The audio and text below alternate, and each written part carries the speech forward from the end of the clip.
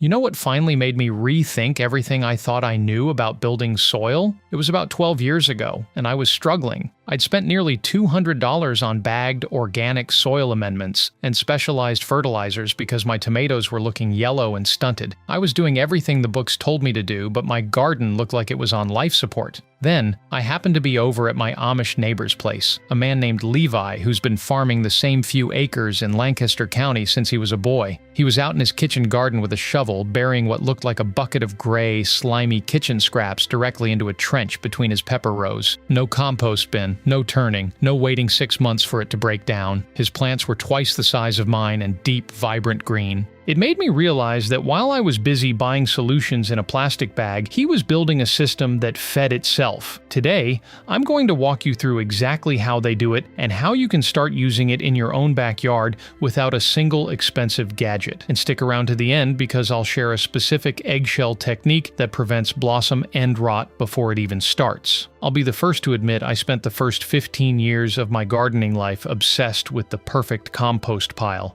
I had the tumblers, I had the thermometers, and I spent hours every weekend turning heavy, wet piles of straw and manure. It worked fine, I suppose. I grew vegetables, but it felt like a second job. When I started talking to my Amish and Mennonite friends here in the county, I noticed they rarely had those big, ice-steaming piles near the house. Instead, they practiced something much older. They call it stewardship of the small, which is part of the broader principle of Gelassenheit, a way of living simply and in harmony with what God provides. They don't see kitchen scraps as waste that needs to be processed. They see it as a direct deposit into the soil's bank account. Now, modern soil science actually backs this up. Researchers call it trench composting, or in situ decomposition. When you bury organic matter directly, you aren't losing the nitrogen and minerals to the air through the heat of a compost pile. You're feeding the earthworms and the mycorrhizal fungi right where the roots are going to be. The first thing Amish gardeners understand is that the soil is a living stomach, and you don't need to cook the food before you feed it.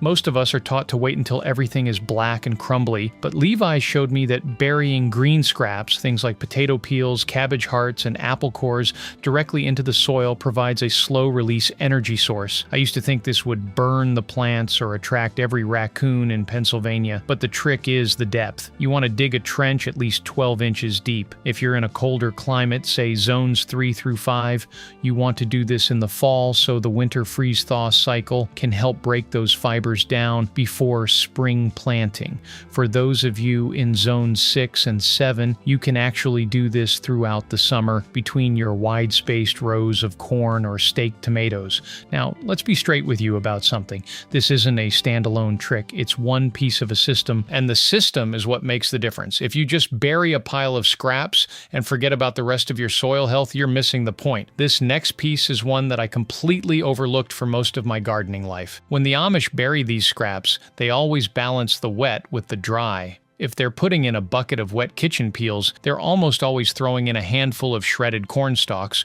or even just some dry leaves from the year before. This prevents the pit from becoming anaerobic, which is just a fancy way of saying stinky and airless. I started doing this in my own raised beds, and I noticed that within 6 weeks, even in the heat of a zone 8 or 9 summer, those scraps had completely vanished, replaced by a thick colony of red wiggler worms. In this next step is where things really start to look different from a conventional garden. Instead of a random hole, the Mennonite families I visit often use a rotational pit system. They'll dedicate one path between their permanent beds to be the feeder path for the year. They dig out the path about 8 inches deep, fill it with scraps and garden refuse over the course of the season, and walk right on top of it. The pressure of their footsteps actually helps break down the material, and the moisture stays locked in.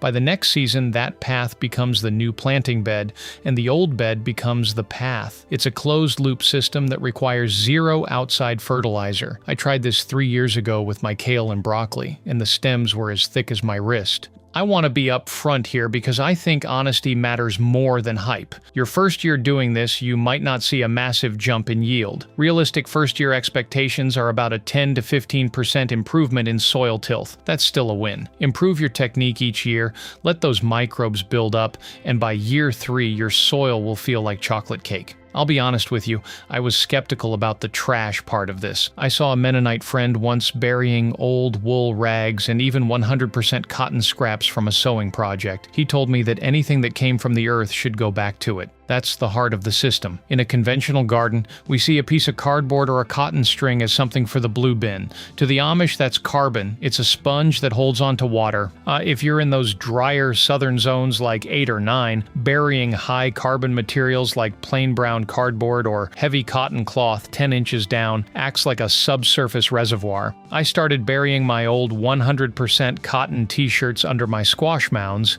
and I found I had to water 40% less during the August droughts. If you're picking up what I'm putting down and you want more of these deep dives into how Amish families approach the garden, hit subscribe. I've got a lot more of these coming. Now, let's keep going into the patterns that usually trip people up. I've noticed a few patterns in how we modern gardeners approach soil, and I did these myself for years, so no judgment here. The first is the obsession with neatness. We want our gardens to look like a magazine cover, so we rake away every stray leaf and pull every spent pea vine. The Amish look at a neat garden with bare dirt and see a garden that's starving. Another pattern is the fertilizer spike. We see a yellow leaf, and we run for the water-soluble blue crystals. That's like giving a person a shot of espresso, when what they really need is a balanced meal. The Amish approach is the slow meal. It's about building a soil profile that can buffer those problems before they start. Finally, there's the isolation trap. We treat composting as a backyard chore that happens in a plastic bin in the corner, far away from the plants. By moving the process directly into the garden beds, you're connecting the waste cycle directly to the life cycle. The Amish don't do anything in isolation. They know the worms in the trench are the same ones aerating the roots of the prize pumpkins. Now here's something I picked up from an Amish family that I haven't seen mentioned in any gardening guide, and it's that bonus I mentioned earlier. It's about how they handle eggshells. Most of us just toss them in the compost or maybe crush them a little, but an Amish grandmother showed me that they save their shells all winter in a burlap sack near the wood stove so they're bone dry. In the spring, they don't just crush them. They grind them into a fine flour using a hand-cranked grain mill. They take that calcium flour and put 1 tablespoon directly into the planting hole for every single tomato and pepper plant. Because it's ground so fine, the plants can actually absorb that calcium in the first 45 days of growth, which is the critical window for preventing blossom end rot. I started doing this 5 years ago, and I haven't lost a single Roma tomato to rot since. It's such a simple, quiet bit of wisdom, but it works better than any bottled calcium spray I've ever bought. That's what I've learned from Amish and Mennonite gardeners about the power of burying what the rest of the world calls trash. It's not about being fancy. It's about being faithful to the ground you've been given. If any of this changed how you think about your kitchen scraps, I'd love to hear about it in the comments. Do you trench compost, or are you still tied to the big pile? Hit subscribe if you want more of these deep dives into how traditional communities grow food with methods that have worked for generations. Thanks for spending time with me today. I'll see you in the next one.